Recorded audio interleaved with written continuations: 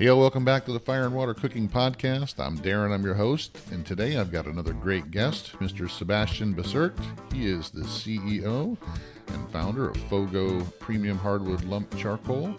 I can't wait to talk to Sebastian about how the company was started and where it's going. I'll be right back with Sebastian of Fogo Charcoal. Smoking, grilling, getting hot and hotter, sous vide and chilling from fire and water.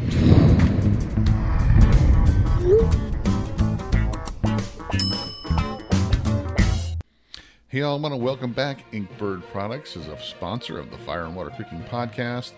Inkbird makes one of the best Wi-Fi 4 Pro barbecue thermometers that I've ever seen out there. The IBBQ4T is 100% rechargeable USB 4 probe Wi-Fi enabled barbecue thermometer, and it usually sells for under $100. Check it out, the link below for the Inkbird Wi-Fi IBBQ4T 4 Pro barbecue thermometer. Welcome back, Inkbird Products. Welcome back to the Fire and Water Cooking Podcast. I got another special guest, Sebastian Bussert, and he is the CEO and founder of Fogo Charcoal. If you cook on charcoal, I'm sure you're familiar with the Fogo Premium Hardwood Charcoals. They've been around for a few years now, and I'm excited to get Sebastian on here to talk about how he got the business started. So, Sebastian, I know I just told him who you are, so let's kind of back up and tell me who you are, where you live, and all that. Yeah. Thank you so much for having me. Really appreciate it. I'm always game to talk barbecue. Thanks for having me. Basically, I pretty much started in charcoal. Well, who I am, right? First. Well, actually, so I am German. I was born in Germany, and then I went to college in the United Kingdom, and that's where I met my wife about, 17 years ago. It's actually our 14th wedding anniversary today. And basically through her, I was sucked into this barbecue industry because her dad makes this all natural charcoal in El Salvador. And about 10 years ago, so they asked me if I wanted to, kind of join the family company, come on board, and kind of grow this thing into something bigger. So when you first met your wife in college, so you were going to school in London, at the London Business School? What was the name of the school? Yeah, London School of Economics. Yeah. Okay. And you were both economics majors, correct? Yeah. But I mean, it's all very theoretical, right? Nothing that I'm really using nowadays. Really, I do everything. This is still a small company. I think that's probably the number one misconception a lot of people have. I think we've done a really good job of branding and projecting, Fogo out there. And people think this is like this big corporation, sort of like Royal Oak or Kingsford or something like that. But really, I think in the US, we have like 10, 11, 12 employees. It's a small company. And that's the reason I asked you to come on, is because, like I told you before we got started, you seem to be an approachable person. You're not a big corporation like Royal Oak or, Kingsford, where I can't, I have to get a hold of some CEO somewhere and he's not going to want to talk. He'll put me in touch with some management guy, way down the pike. But so I think what I want to start though. I want to go back a little bit though, because I want to we'll walk down that aisle, but I want to talk about when you met your wife in college and you guys decided, okay, we're going to get married. Did you guys have any inkling that you were going to start this business, or what were your plans when you were in college? No, I don't know. I was probably a little bit of a late starter. I actually, we got married, super young, right out of college. I didn't even have a job at the time. I got lucky just like a week or two before we got married. I got a job offer from Cadbury Schweppes, like the chocolate and soda manufacturer. And I worked Cadbury's as a supply chain manager for like 2-3 years, and that was like before I went into the charcoal business, basically. Now, So you know, where was that? Was that in London or was that in yeah, Germany? yeah, Okay. in London, yeah, Okay. So you guys stayed in London for a little while before you yeah, decided to get into the family business. Okay. yeah, So yeah. I'm just kind of trying to start. We'll start kind of where you are, and then where you are now. So when you worked that for a couple of years, and then you were approached by your in-laws and said, "Hey, you guys want to, check out and see if you want to work this business?" Is that kind of how it happened? Yeah, I mean, basically, uh, a lot of personal information, right? But I mean, basically, I married fairly young. I think I was 22 when I married. And 2 years later, my wife was pregnant with our first kid. I was 24. She's 25. She was 25. And so my wife, being from Central America, Hispanic culture, the family bonds like super close, right? And so she was like, I'm going to be a young mom. I want to be close to my family. I want to be close to my own mom. And, I was a 24-year-old, the world was my oyster. The world is open to me. So she said, oh, you want to move to El Salvador for like a year, maternity leave or something? Yeah, where do I sign up? I mean, I probably never overplanned or never, I wasn't a person that was too worried, about like how we're going to pay for this, what am I going to work? I just figured, I mean, and I come from no wealthy background also, like I'm a single child. My parents actually I was born in East Germany, former communist Germany. Like there's no money basically, but like I guess I always figured I'll make it work. I didn't overthink Right. it. Well, that's a good attitude to have, though. I mean, you're not always worried about something that something's going to happen, and you could always make it work. So that's a good attitude Yeah. to have. I was ready for the adventure, and actually the first thing we did was when we got to El Salvador was I put up a kiosk of I don't know, when you go to these like cruise ships or malls, you see these like what they call like inch of gold, these like gold chains that you buy like in a mall. You buy a chain by the inch. And so actually I brought that concept to El Salvador. They didn't have that back then. But unfortunately it was 2007 and, the world economic crisis just started hitting. I started building that business and it worked actually really well. We had lines around our kiosks in the malls and people were just buying these chains. But then in early 2008, when things kind of took a dive and, countries like El Salvador depend a lot on remittances, money being sent from relatives abroad. And then once that dried up, nobody was buying fashion jewelry anymore. People were worried to put food on the table. And so that kind of tanked. And that's basically when I sat down one day with my father-in-law and they said, well, we got this charcoal thing. People say it's good charcoal. Do you want to have a look at that? And I was like, well, I'm not doing anything else. Let's do it.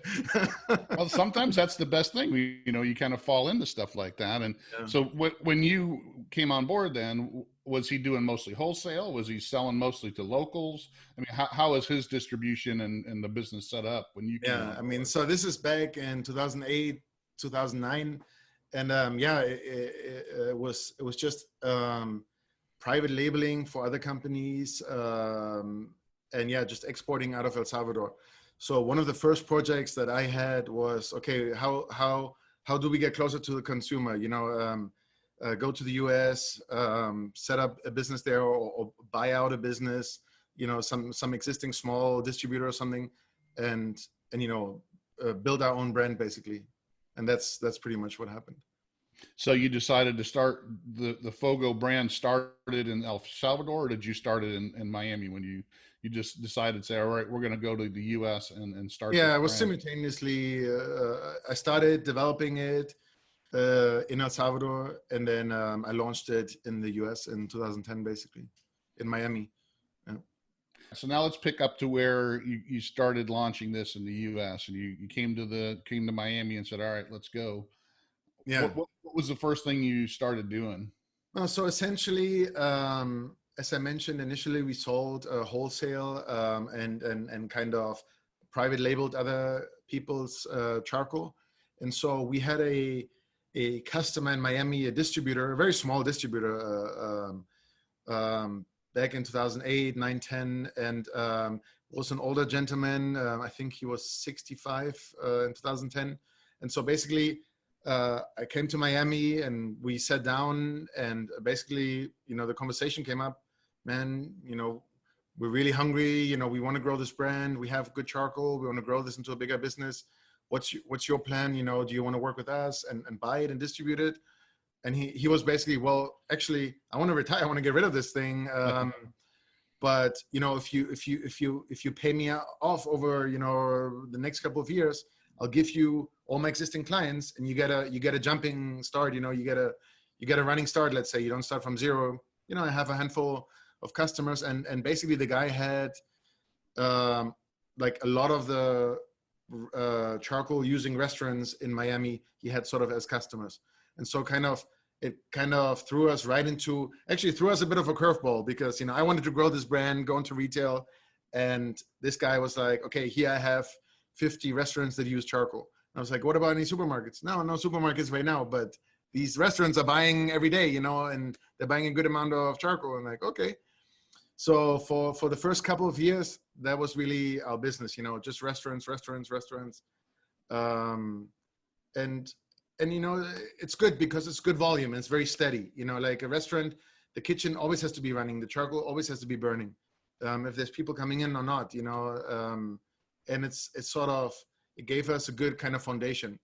And actually until before coronavirus hit, like I would say, if you would have asked me in February, I would have told you still today, the majority of our business is food service, like restaurants.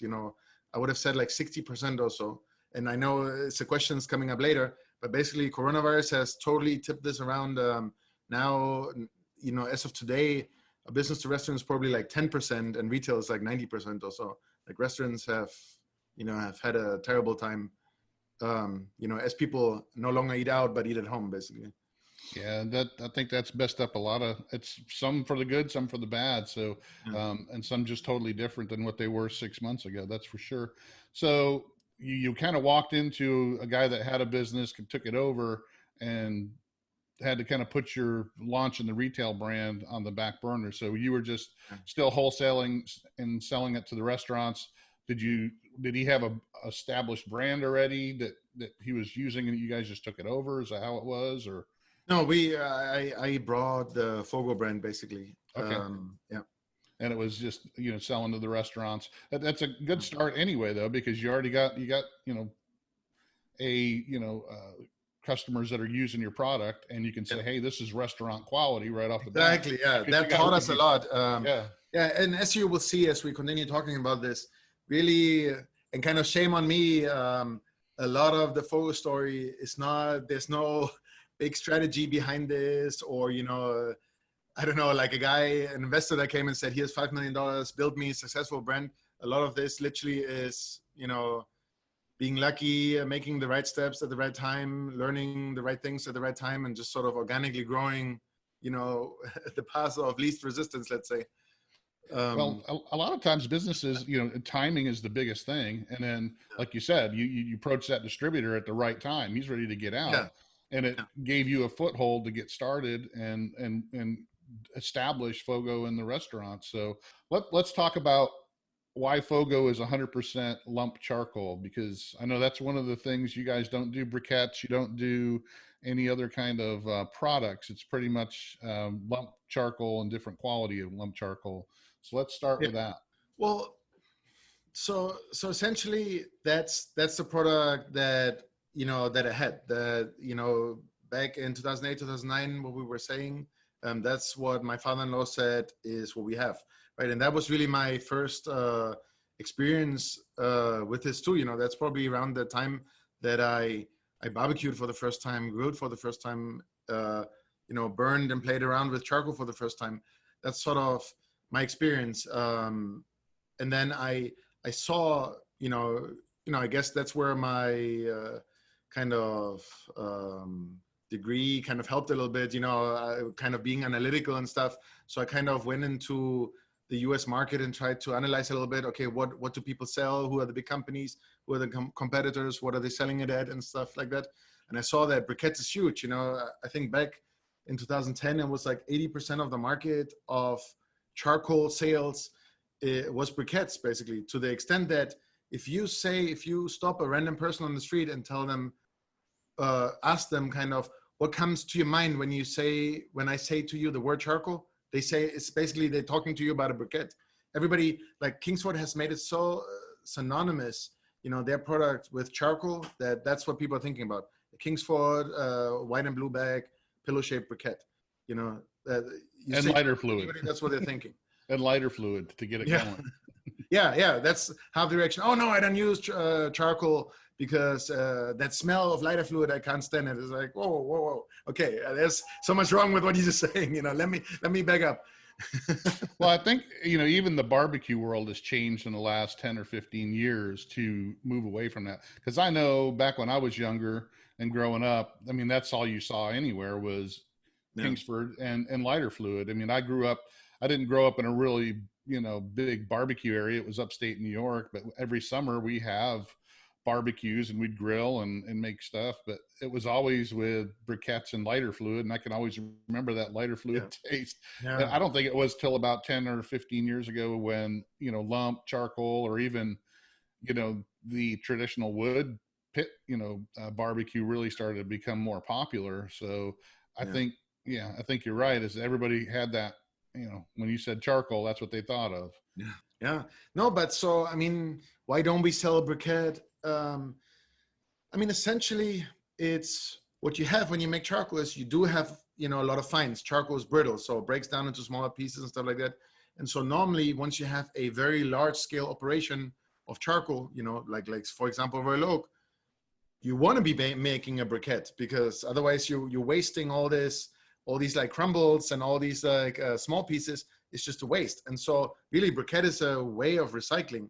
They're taking all these broken lump charcoal pieces and giving it a second life, essentially.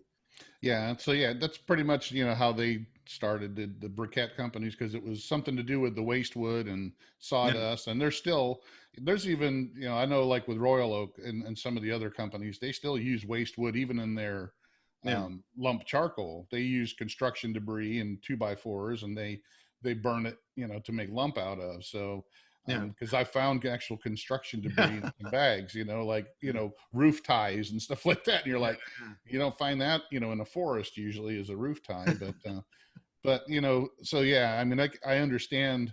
So you guys don't use any waste wood at all. You're pretty much using, forest wood. Well, that is the interesting question, right? And I'm really, that's probably the second question I usually get asked, after we move past that awkward moment, what charcoal is not a briquette, you guys are not Kingsford, and it doesn't have lighter fluid. It's all natural. It's like, wait, hold on a minute. Like, are you chopping down rainforest? It kind of automatically moves into that.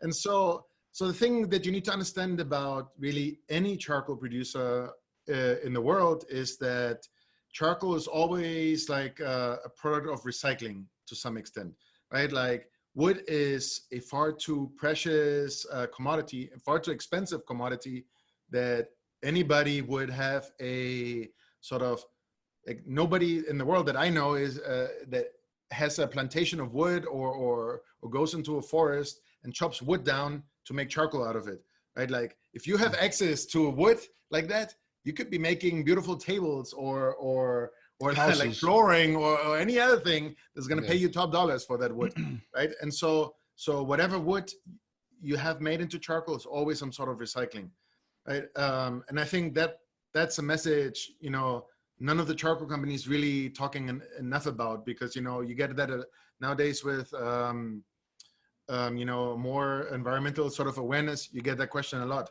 And I think we should all, as an industry, we should all be talking more about that really, charcoal is not from virgin wood and virgin forest. There's no tree chopped down to make into charcoal. Right. Like, They're not stripping the Yeah, rainforest to make charcoal. yeah, Yeah, like you said, that doesn't make sense. There would be more things they could use it for that would make them a lot more money, like yeah, construction of housing and yeah, furniture or what have you. yeah, yeah, Charcoal's way down on the bottom. So yeah, when I say scrap, what I'm talking about, like when they rip down a house and 2x4s that were used in it, and yeah, that's what you get a lot here is what they do. yeah. They'll knock a house down, and any of the wood that's left over from when they knock the house down, they'll use that Yeah. in charcoal. So Yeah, so I've heard that in the Ozarks here in Missouri, that's where a lot of charcoal is made here in the U.S. I've heard there's a lot of wood industry, right? So there's big forests, and so that's what they're doing. They're making I don't know, like door frames, window frames, all kinds of stuff. But there's always sort of waste, right? Like pieces that maybe break, pieces that are not cut right, also the bark and stuff like that. Which actually to that point, there's a lot of wood that doesn't make very good charcoal. Yes, it's waste wood. Yes, it's sort of recycling, making it into charcoal. But is it necessarily a high quality good charcoal? Not really, because bark is not great, sort of as a raw material to make charcoal. And I think, let's talk a little bit about Fogo. Basically, our source of wood is the coffee plantations in El Salvador. Actually, there's two or maybe three big industries in El Salvador. One is basically cloth manufacturing, like t-shirts and stuff like that. Then you have coffee plantations, and then you have sugar plantations, basically, like cane sugar and stuff like that. And so the way they grow coffee in El Salvador is under shade trees. Again, it's sort of not, El Salvador is not a very big country, like Brazil or Colombia or so, where they literally have industrial type of plantations with hybrid crops, that can, grow in any weather under any sort of sun or shade and on poor soil and stuff like that. But in El Salvador, it's almost like organic farming in a way. It's on that original mountain slope, very difficult to access terrain, and traditionally it's grown under a shade cover, of basically oak trees, basically. And those trees, that's basically where we get the wood from, because these guys' business is the coffee. They just care about making the best coffee in the world, award-winning coffee, and getting as much harvest as possible, right? And so they're constantly looking at those shade trees and saying, okay, I have the right amount of shade to make perfect coffee, or maybe I have too much shade, or maybe I need to plant a new shade tree, because I don't have enough shade here. So they're doing the entire job for us, and then literally they just throw the wood away, and they have they sell it as firewood or just have it removed, basically. Because imagine it's so much wood, at some point you don't know what to do with it. And so that's basically where we come in as partners and say, we'll buy that wood from you. We can make that into charcoal. And that's basically the story of Fogo. We work with these coffee plantations and remove the shade cover on top of the coffee trees. So it's not made from coffee trees. I sometimes get that question. Also, it's made from coffee trees. No, the coffee trees are like little bushes. Actually coffee is like probably like 5 foot high or something like that. It's kind of like grapes, it's like small little bushes. And then on top of that, you have the shade cover, the oak trees, basically. And that's the wood that we get and that we use. So how do you continue to grow the business when you have obviously there's a limited source of that wood? It's not, is it just always, you can find other coffee plantations, or do you have other sources? There's a lot. Even though it's a small country, I mean, it's just incredible. I don't know the numbers off my head, but I think it's like there's like 100,000 hectares of coffee plantations or something like that. It's just like the numbers are like crazy, and imagine the weather is all year round hot, very humid. I mean, it just, it grows nonstop. It just doesn't stop.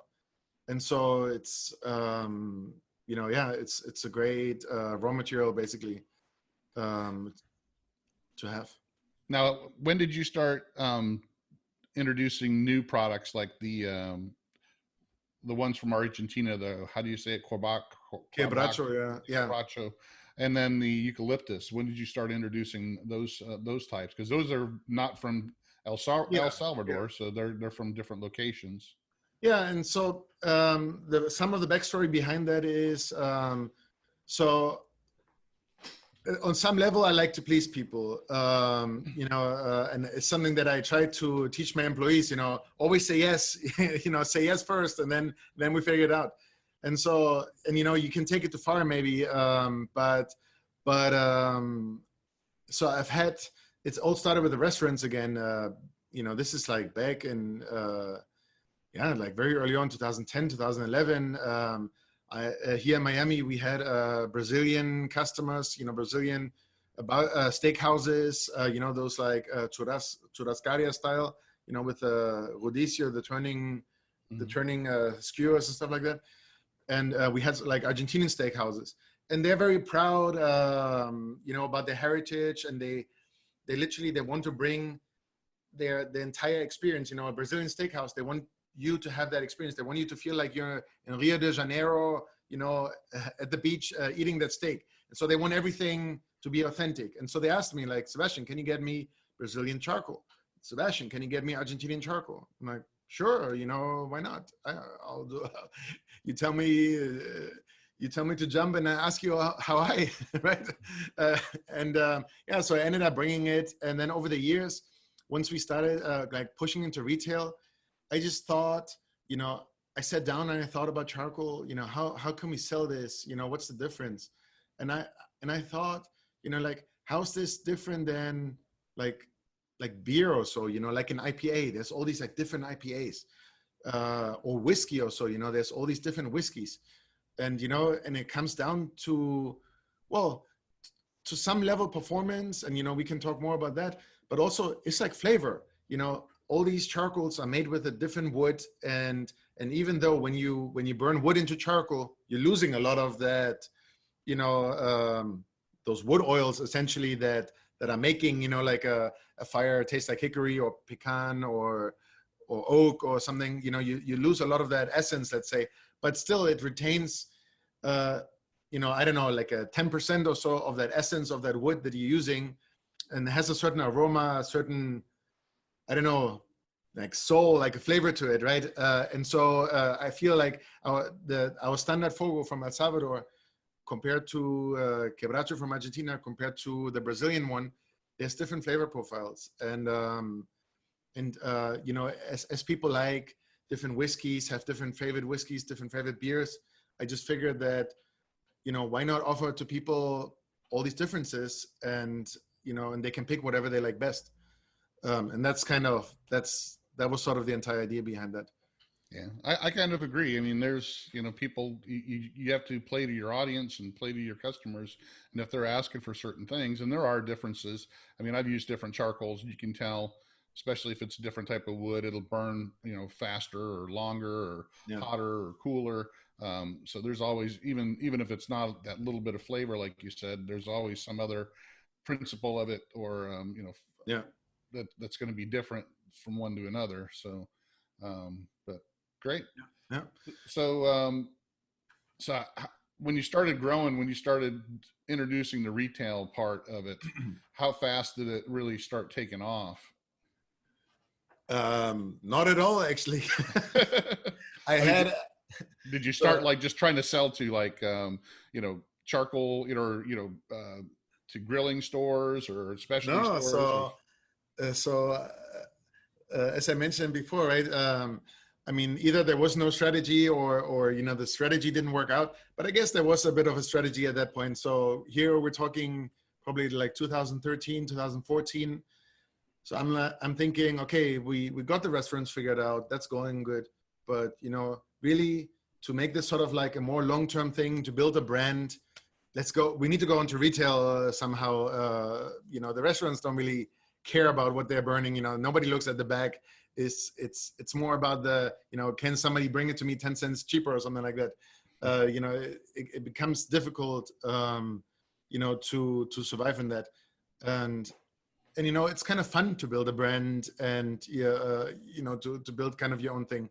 And so I really wanted to push into retail, but, the traditional way into retail is, I don't know, to go, I was in Florida, or I'm in Florida and Miami. So, well, let's go to Publix, right? It's a Florida supermarket chain.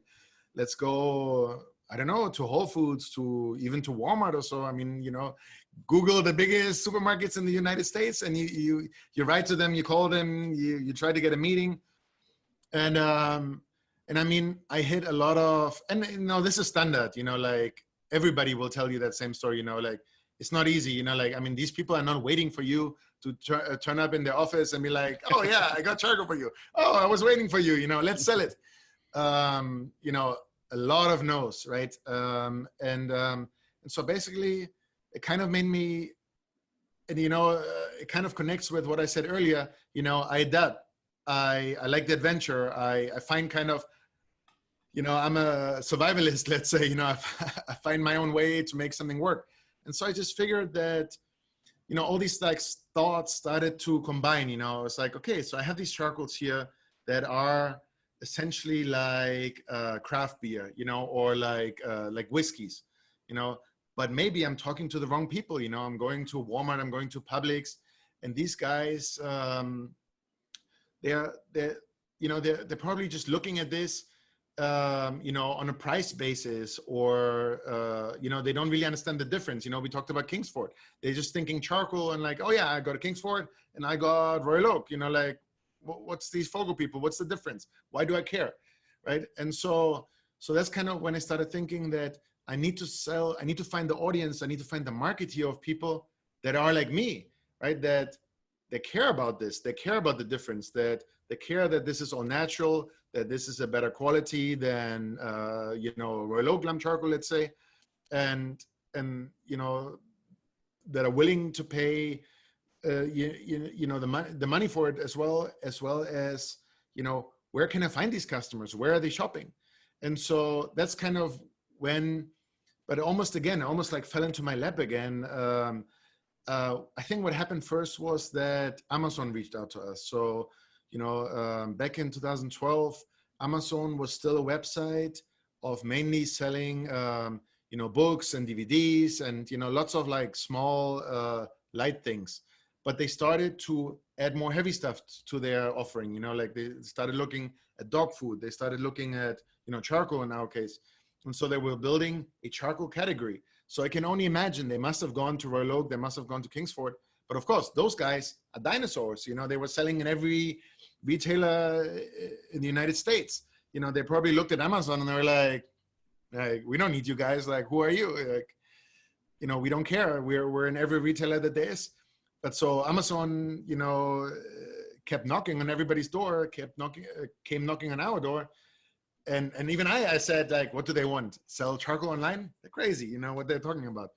And it was really my wife. My wife said, just give it a shot. Why not? You have nothing to lose. And initially I just thought they were crazy because they were buying, I think the first order that Amazon placed with us was for like 3 bags. I was like, these people are crazy. Like, what do they want? Like these 3 bags are going to get lost in the warehouse. Like, nobody's ever going to buy this. Right. And then, now we sell thousands of bags on Amazon, a week. It's crazy. And really, that's what put us on the map. Right. So very quickly, as it was available on Amazon throughout 2013, we were also one of the only brands, I think, if not the only brand that was available on Amazon at that time. I guess everybody else had the same reservations that I had and said, this is crazy. Nobody's ever going to buy this, online. Like, who would want to do that? And so they basically, it gave us sort of this opportunity to be in the showcase where really it was only Fogo, and we were gathering steam, right? Like, we were gathering reviews, and it kind of became clear after about a year or so on Amazon that a lot of these people buying the product were like Big Green Egg customers. And so I was like, what is this Big Green Egg thing? Like, who are these people?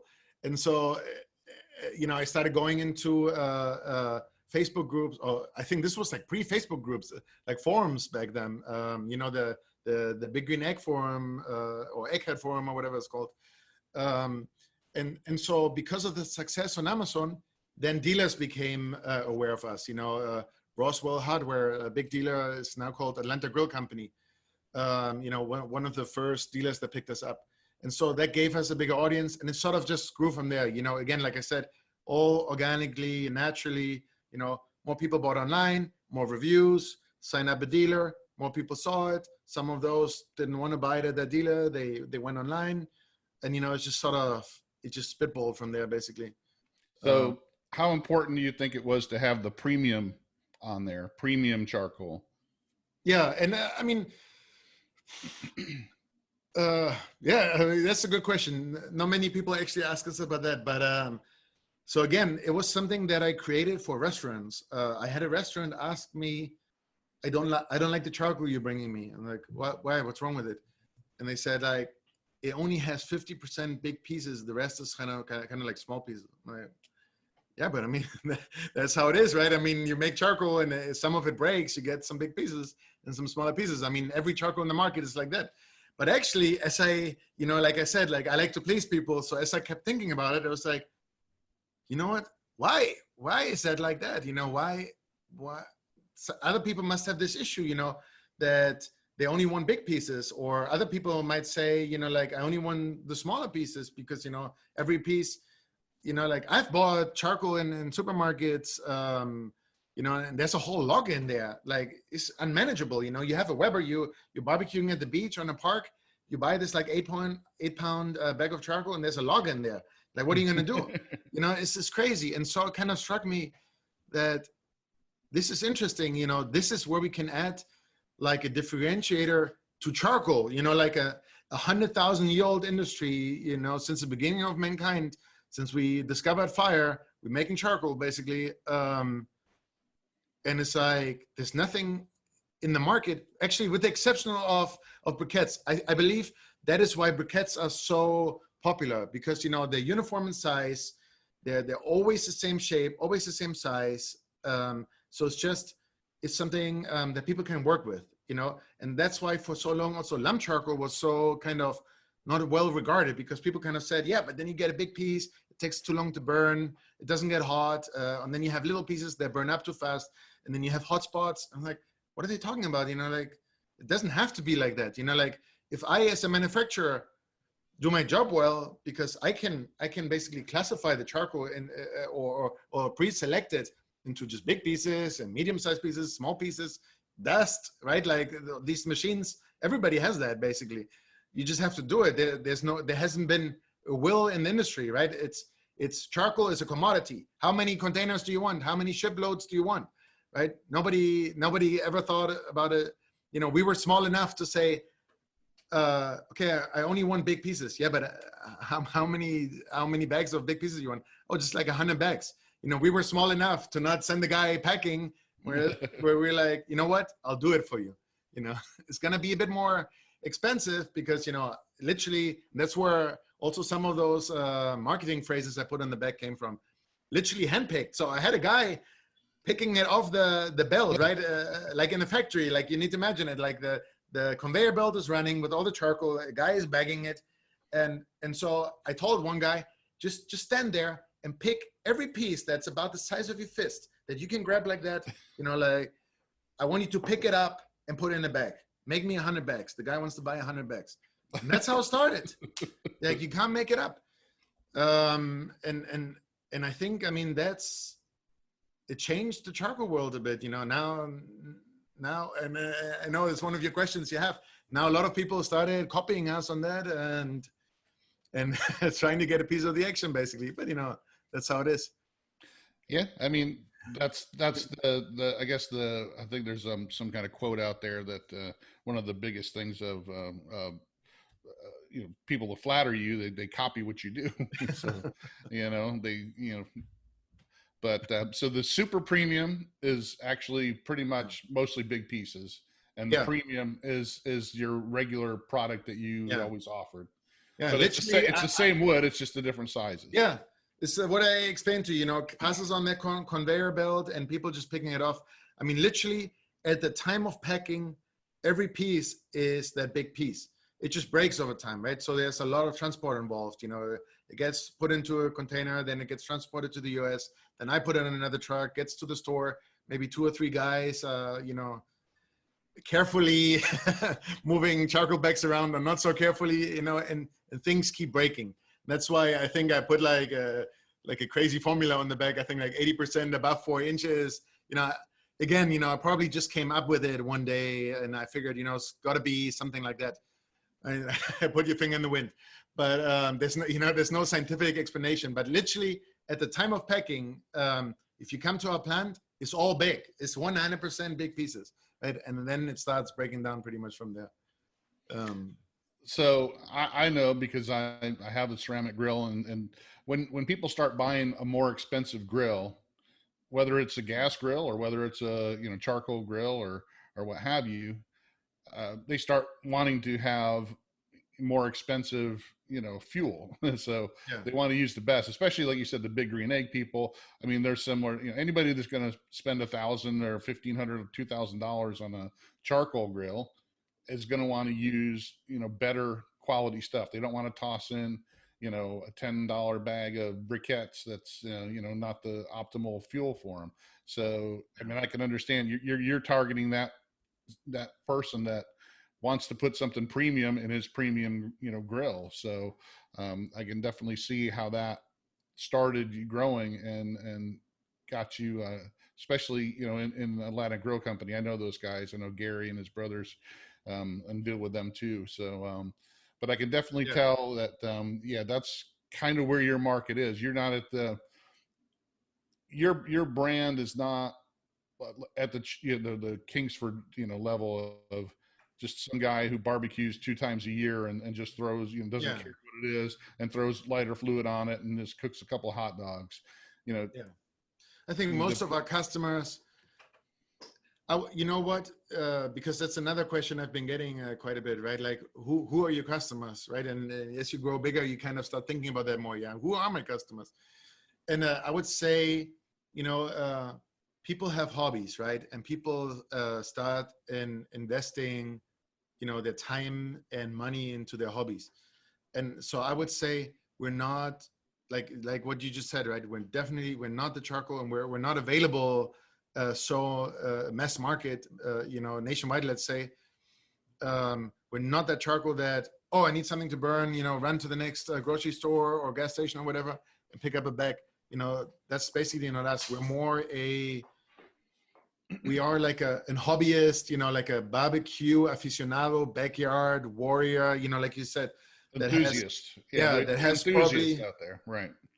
Probably not only one grill. It has probably 3 grills and at least a $1,000 grill. It has some serious money and time invested into this hobby already, and then they're coming across Fogo. It's a progression sort of thing. They probably started with like a Weber and some Kingsford briquettes. They learned about the whole like snake technique and all that kind of stuff. Then they maybe moved on to a pellet smoker, got into smoking. And eventually they're like, you know what? I want charcoal. I want that, like the real charcoal smoke, let's buy a big green egg, $1,500. Let's go all in. I'm serious. And that's when they're like what you said, right? That's when they're looking at, okay, what's the best charcoal I can get? What are the best accessories to get for this thing? And they also start caring more about their meat, right? Like, is Publix meat really so good? Where can I get better meat? Is online mail ordering meat, is that worth it or not? Is that overpriced? Is there a local butcher that I can get?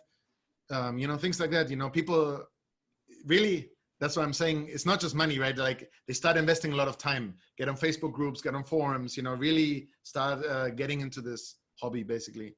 And I totally agree. The guy that doesn't really care, that grills once or twice a year, that'll go buy a $50 cheap, grill at Home Depot, doesn't really care what he throws in it because he doesn't do it that often. He's not, he's the guy that'll look at somebody that spends $1,000 on a grill and go, "You're crazy. I can buy 150 of my $50 crappy grills." But, that's the guy you look at and go, yeah, but I'll have this one for, 30 years before I have to, even replace it. So, and use it 3 times a week.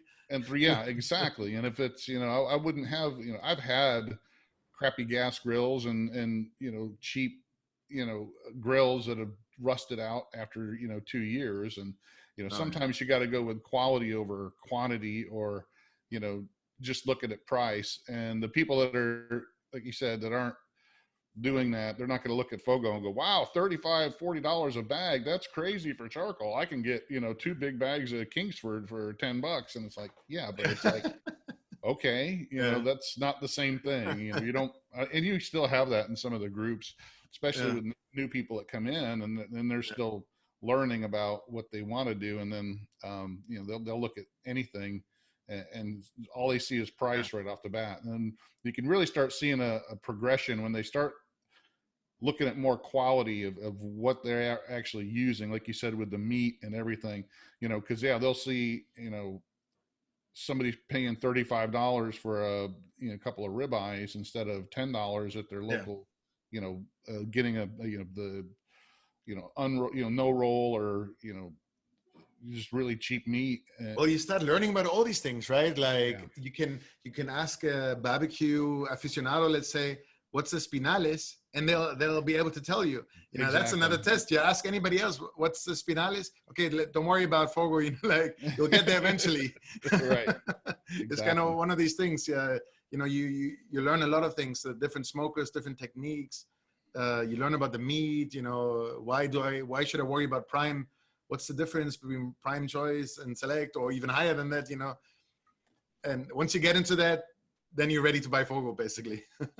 So you didn't start out being an aficionado. So do you consider yourself an aficionado now? I mean, have you gotten into it where it's not just a business to you? You really love doing it? Oh yeah, I love it. I love experimenting with new things. I think for me, like my next personal challenge is I kind of want to get into like real sort of like Texas smoking, like an offset smoker. Good that you bring that up. I'm basically living this out on my YouTube page. It's a mix of providing sort of interesting content for our customers, recipes and stuff like that. But I'm also constantly trying these new, trying to learn new techniques for myself. Like for example, here, the one you have there, the pastrami beef ribs. I had never done pastrami before. Beef ribs is a great thing. I just wanted to try it. And so I do these videos, it's 50% learning for myself and 50% entertaining for our customers. And so I don't want to listen to her. Yeah. But I've watched a few of your videos, and I highly recommend that anybody that's listening, that they check out the Fogo YouTube channel, because I can really tell. It's one of the reasons why I wanted to have you on, is because I watched a few of your videos, and I can tell you really get into it. And it's not just a business to you. You get into cooking, and you like experimenting with different things, and you like learning how to cook and using your charcoal that you sell. So, I mean, I think that's a really good thing to have when you're passionate about the product that you have and how other people can use it. People can really, see that in your videos. And I think that's a great thing.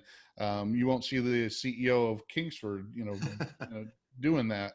And you are the CEO of this company, and you're the one putting your face out there, and you're doing this and showing people how to use your product, and they can see the excitement in your eyes when you are cooking this stuff, and then your family's eating it. So I mean, that's I really like that. And I said, make sure you guys check out the Fogo YouTube channel, because he's got a lot of great videos on there, and you can really tell he's passionate about what he's doing, and then the food he's cooking. So, and so let's talk about when you started and you're partnering with these other businesses, like you said, Atlanta Grill Company and some of these others, and you started in Amazon. How important was that for you to grow the brand, to continue to partner, even when you started getting, more popular? Yeah, You continue to work with YouTube channels and other people to spread the word out there as well, right? That's been key, basically, and if I can if anybody's listening or watching, that has a small business or is thinking about growing a small business, I think that's the key nowadays. Collaborations, work with other companies in your market, in your industry, and leverage each other. Everybody has unique talents and reach, basically, and it's such a noisy world, like unless you're a really big company and have top marketing dollars, millions of dollars to spend on like Facebook ads, or there's no point even advertising on TV anymore. Who watches TV? But like you're not going to be heard, and so you got to find your niche, and you want to partner up with other companies in your industry, basically, and that really helps. How important is it for you to learn from your customers? Because you're small enough that, like you, when you started dealing with Atlantic Grill Company, I'm sure they gave you some kind of ideas on what their customers were looking for and how you guys could help fill that niche, like you're saying. How important is that to be able to be small enough to listen instead of being some big corporate conglomerate that just throws a product out there and just says, just take it or whatever? And customer service, I felt one of the early on, when I was looking in the forums, what were people complaining about their experience with other charcoal brands? There was a lot of talk about, finding rocks, maybe charcoal sparking. And to be honest, it happens. We talked about the process of making charcoal. We just try, you can just try to do the best possible job, right? And so what I've seen is that, what I mentioned before, up to a few years ago, things have changed now. And I guess, to some extent, we have changed the industry, being really small, but, we've kind of upped the game a little bit. And so everybody else had to follow. But up to a few years ago, charcoal was like a super commodity. Like, especially the big guys, they didn't care. Like, oh, so what, you had a rock in your bag? What's your problem? Buy another bag. Like, oh, you had a piece of insulation from the oven, from the kiln in your bag? Yeah. So what? Clean out your firebox. Like, what are you talking about? And stuff like that. There was no customer service. They just didn't care. But again, I think that's where I sort of saw a niche, and I saw what you were saying, right? These guys have paid $1,000 or more for a grill, right? They do care. They don't want too many rocks or nails or sparks in their bag. They care about that, and they're willing to pay a little bit extra for it. They're willing to not pay $15 for a bag of Royal Oak, but maybe $25 for a bag of Big Neck charcoal, or maybe Fogo, right? And so that's why I said, or saw the opportunity and said, you know what? If we just listen to the customer and provide that service that they want, that they're looking for, that none of these other guys is giving them, to your question, I think that's what we try to do too. And that's why I started writing on every bag as well that, what does it say? Like 100% satisfaction guaranteed. Essentially that if you get a bad bag, we'll change it for you. And why can I say something like that? Like, these big guys must think I'm crazy. I'll break my business or so. But in 1,000 bags, I get like one return or two returns. It's nothing, 0.1%. And so it's a cost of doing business. And, in our case, because we're doing a good job, it's small. You can get away with doing that. And your customer cares, and your customer is looking at you as a brand to take care of them. And if you do that, they'll love you. And that's the thing. Yeah. They're not just, oh, well, I'll just go buy another crappy bag of Kingsford or Royal Oak, they don't care. They're not going to send me another bag. But let's talk about dealing with competition. It seems like in the last couple of years, since Fogo kind of came on the scene and started showing people how to do it, you've had some other competitors come out, or even some other established charcoal companies start kind of offering some premium offerings, and there's a Royal Oak XL now.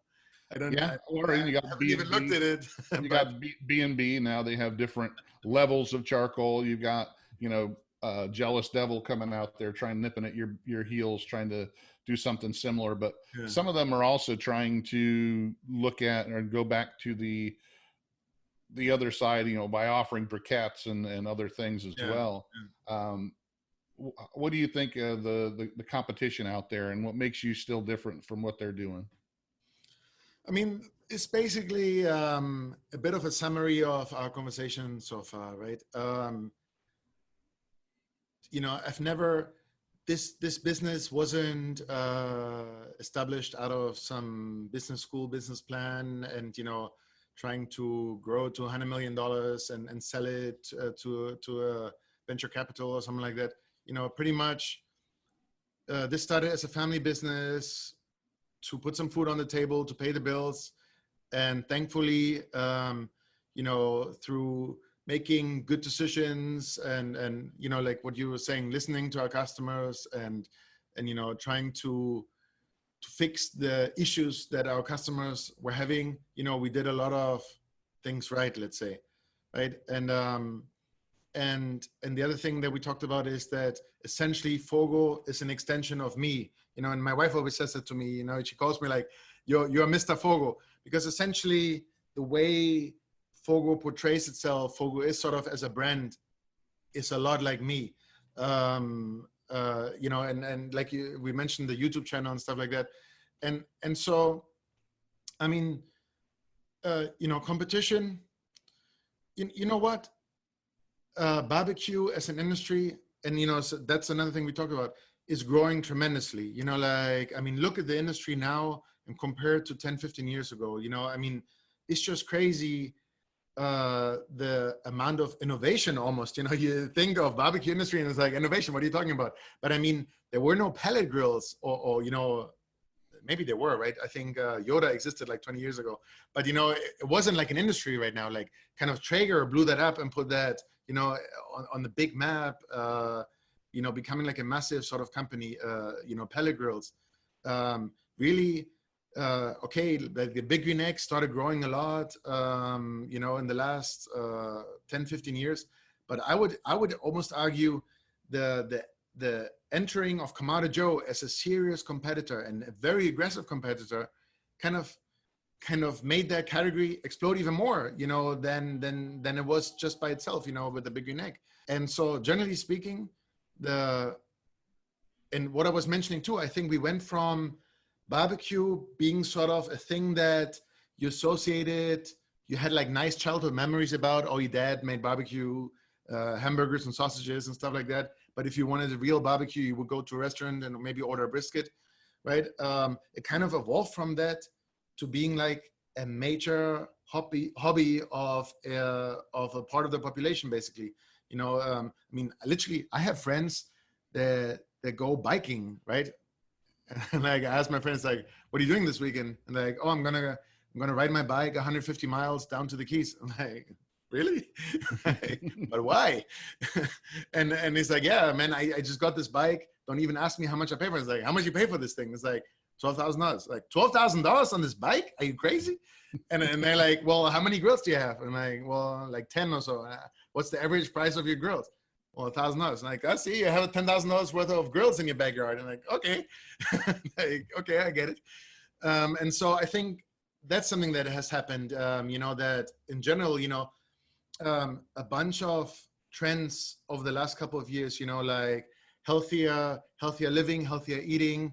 Like the whole Whole Foods thing. Organic food, lifestyle. There's a lot more lifestyle sort of industries going on, and barbecue, sort of one of them, basically.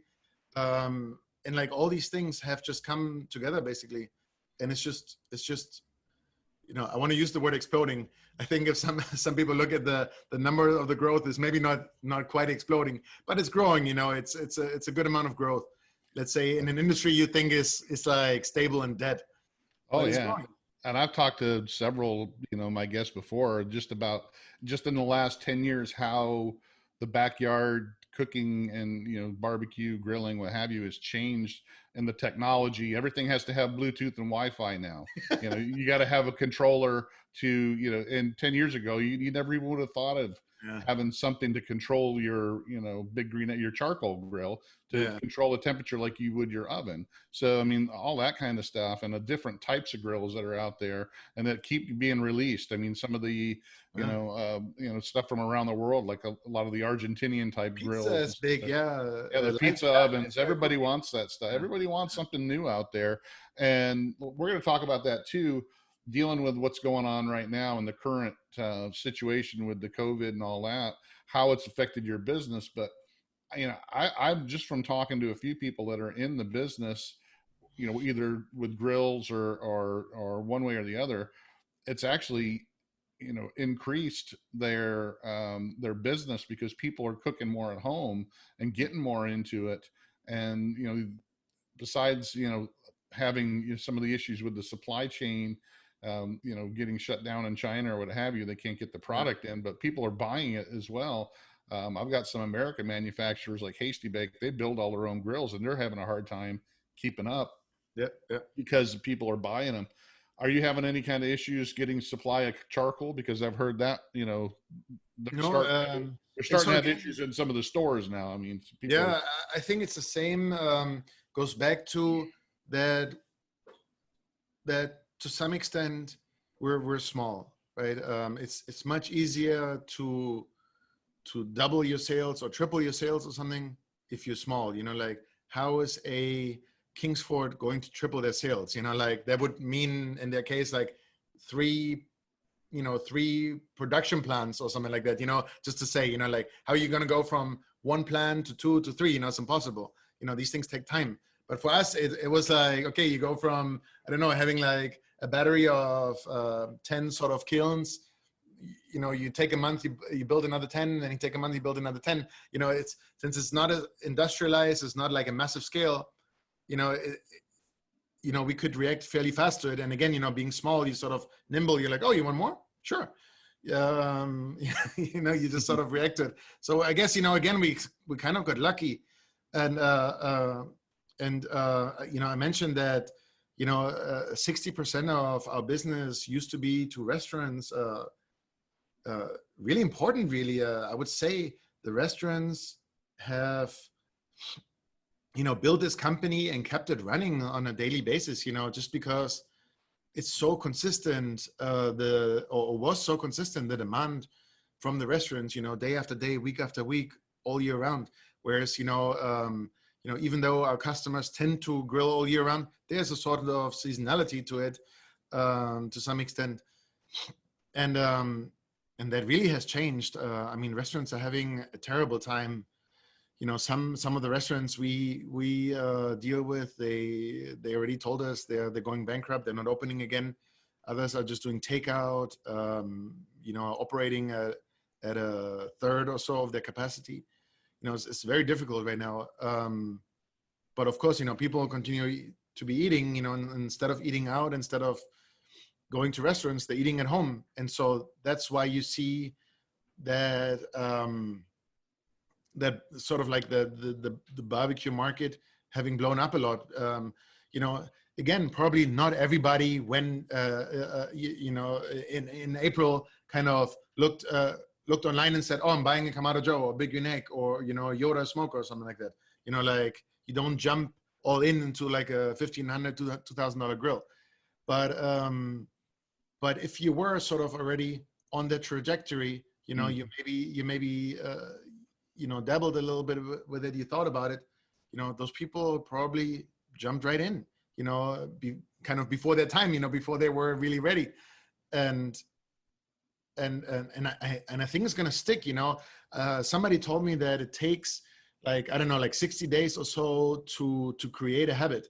It's been 5 months, I'm just hoping, a lot of this is going to stick and people are going to continue using that new grill that they have in the backyard and it's going to continue. Usually, so I go to a lot of like grill events, or egg fests and things like that. And people usually ask me, like, oh, why should I buy Fogo over this other charcoal? And kind of my answer has already been, we talked about it in the last hour, but essentially what I say to people is they should just give it a try, right? Like we talked on the beginning of the call about different styles of cooking, different cookers, people use it in different ways. And we talked about flavor, right? And that's basically my answer to most people, I think Fogo is one of the best charcoals out there, but you have to find the best that fits your needs, fits your cooking style, fits your flavor profile, try them out, give it a go. If it works for you, great. If you like the taste of it, great. If not, keep looking. You'll find the best one for you. And that's what I usually tell people. Yeah. And that's good. I mean, you can definitely tell that, like I said, you're passionate about it. And that's what I like is that you you're not just some corporate guy that's, I'm just selling charcoal. That charcoal, it's a commodity. You want to buy it.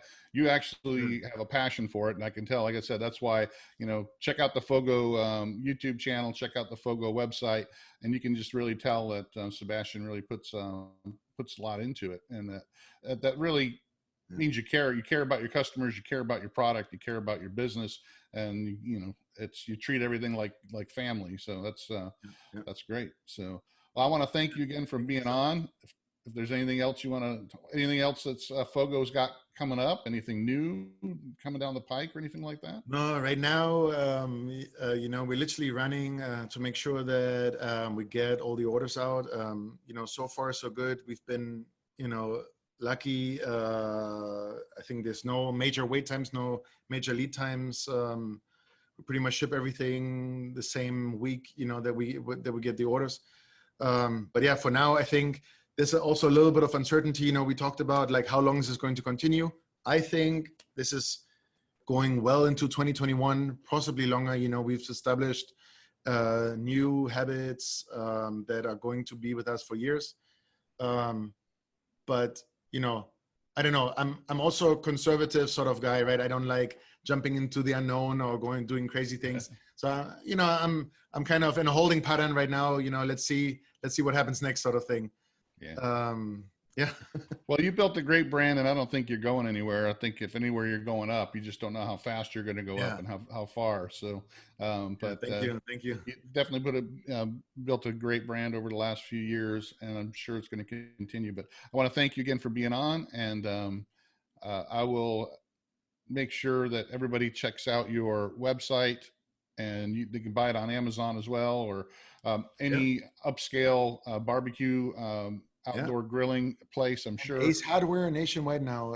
We're nationwide in Ace Hardware stores. If they don't have it in the store, you can request it to the store and they will carry it, or even deliver it to your home, I think, as Ace Hardware does. So I'll link your website and the YouTube channel in the description below as well, so they can check it out and see how passionate you are about your charcoal. But thanks again. I appreciate it. Thank you so much for having me. All righty. Thanks again. And we'll see you on the next Fire and Water Cooking Podcast. Thank you. Hey, I want to thank Sebastian Bussert from Fogo Charcoal for being on again. Make sure you check out the Fogo YouTube channel, the Fogo website. You can find Fogo Charcoal on Amazon and your local Ace Hardware. Thanks for joining me, and follow us on the Fire and Water Cooking YouTube channel, Facebook page, group. Make sure you subscribe to the Fire and Water Cooking Podcast. I'll see you on the next one.